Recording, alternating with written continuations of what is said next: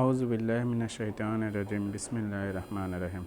সুপ্রিয় শিক্ষার্থী বন্ধুরা, সবাইকে আমার সালাম। আসসালামু আলাইকুম ওয়া রাহমাতুল্লাহ। তোমাদের অনলাইন ক্লাসে আজকে তোমাদের সাথে আছি আমি মোহাম্মদ শাহ আলী, সহকারী শিক্ষক, Raipur ideal school and college. সপ্তম শ্রেণীর গণিত অনলাইন ক্লাসে আজকে আমরা আলোচনা করব চতুর্থ অধ্যায় নিয়ে। চতুর্থ অধ্যায়ের নাম হচ্ছে বীজগণিতের রাশির গুণ, অনুশীলনী 4.1।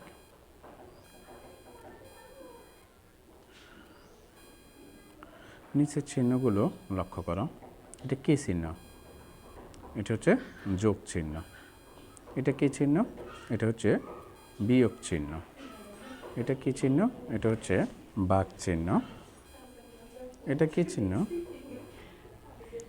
এটা হচ্ছে গুণ চিহ্ন।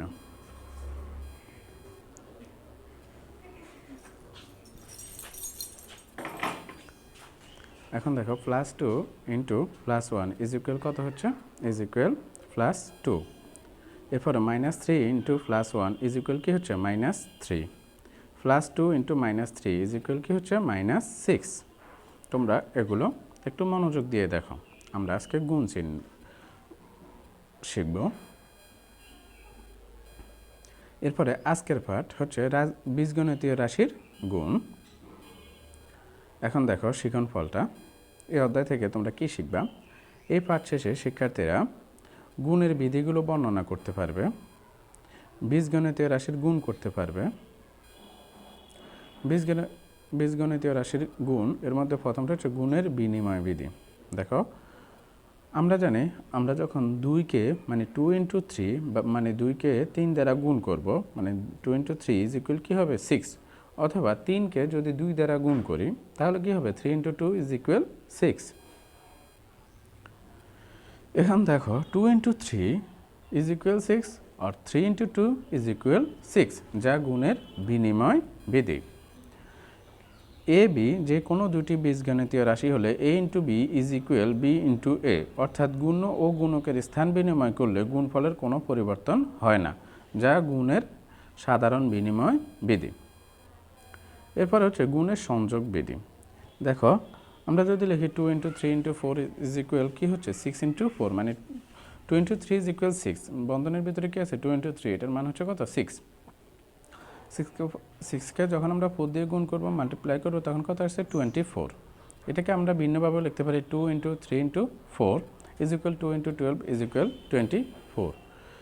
এটা হচ্ছে গুণের সংযোগ বিধি। দেখো, আমরা বন্ধনীভুক্ত করে লিখছি, আর বন্ধনী রাশিকে আমরা প্রথমেই গুণ দিছি, সেই গুণফলকে বন্ধনের বাইরে যে রাশি আছে তা দিয়ে গুণ করছি।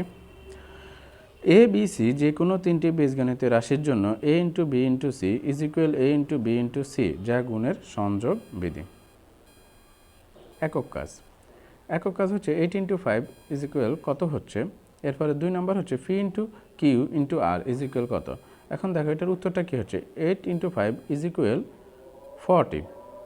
phi × q × r, এটা কী হবে? phi q r। এটা হচ্ছে আমাদের গুণফলটা। এরপর দেখো, এখন আমরা দেখব গুণের সূচক বিধি। তোমরা অবশ্যই তোমাদের পাঠ্য বইয়ের এই অধ্যায় 4-এর অনুশীলনী 4.1-এর উপরে যে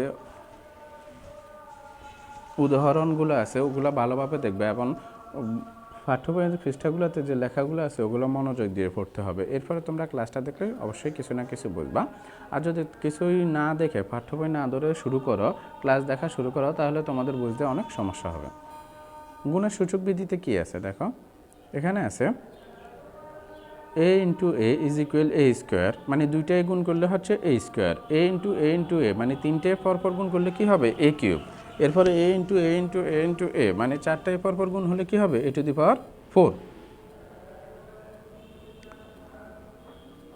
এরপর দেখো a স্কোয়ার × a⁴, তাহলে শেষ পর্যন্ত কি হচ্ছে? a⁶। এটাকে আমরা লিখতে পারি a⁴ + 4। সাধারণভাবে a⁴m × a⁴n is equal a⁴m + n, অর্থাৎ গুণের ক্ষেত্রে পাওয়ারটা কী করতে হয়? গুণের ক্ষেত্রে পাওয়ারটা যোগ করতে হয়, যেখানে m n যে কোনো স্বাভাবিক সংখ্যা। এই প্রক্রিয়াকে গুণের সূচক বিধি বলা হয়। আবার a³ ইজ ইকুয়াল a³ × a⁶কে আমরা লিখতে পারি a³ × a³, এটাকে ব্যঙ্গেও লেখা যায় গুণের বন্টন বিধি আমরা জানি 2 into a plus b is equal a plus b plus a plus b, মানে দুইটা এ প্লাস বি।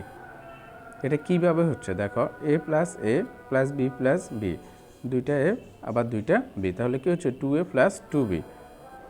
এরপর আমরা 2টা কমন নিয়ে লিখতে পারি 2 ইন্টু এ প্লাস বি।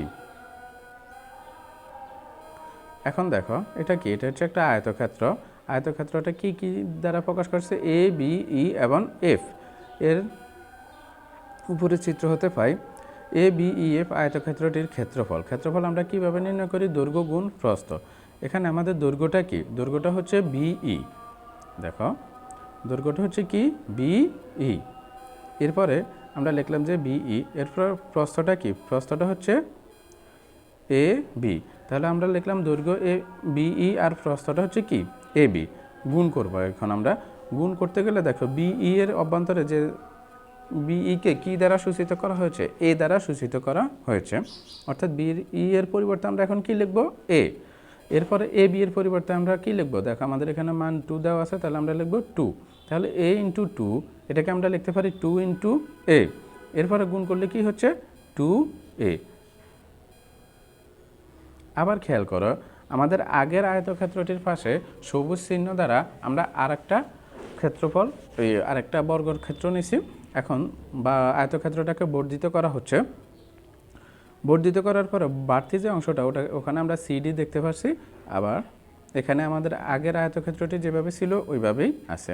এখন বর্ধিত সিই বা ইসি এর অভ্যন্তরে যে এই অংশটাকে বি দ্বারা সূচিত করা হয়েছে এবং সিডি অংশটাকে 2 দ্বারা সূচিত করা হয়েছে।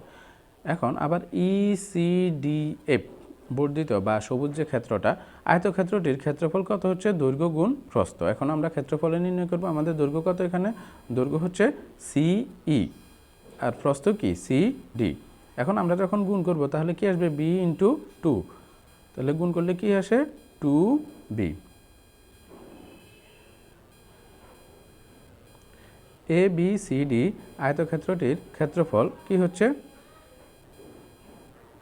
দেখো এখানে দুইটা আয়তক্ষেত্র, যার কারণে আমরা দুইটাই লিখতে হবে, এ বি ই এফ আয়তক্ষেত্রটির ক্ষেত্রফল যোগ ই সি ডি এফ আয়তক্ষেত্রের ক্ষেত্রফল, তাহলে 2a প্লাস 2b। আবার একটু দেখো, দৈর্ঘ্য গুণ প্রস্থ বিসি, তাহলে আমাদের এখানে বর্ধিত যে অংশটা দেখো, একটু মনোযোগ দিয়ে দেখো। কাজ তোমরা এই কাজগুলো বাসায় করবে। 8 × 5 × 2 a to the power m to the power n is equal what, বা কত, দেখো এখানে আনসারটা দেখাই দেওয়া হয়েছে। a to the power 8 × 5 × 2 is equal কত হচ্ছে 80, a to the power m to the power m কি হচ্ছে a to the power m n। দলীয় কাজ a to the power m into a to the power m কি হচ্ছে a to the m into m। এইগুলোর অ্যান্সারগুলো তোমরা দেখো এখানে পাশে দেওয়া আছে। মূল্যায়ন গুণের বিনিময়ে দুই কোনটি, এগুলো তোমরা বাসায় ভালোভাবে একটু দেখবা, অনুশীলন করবা।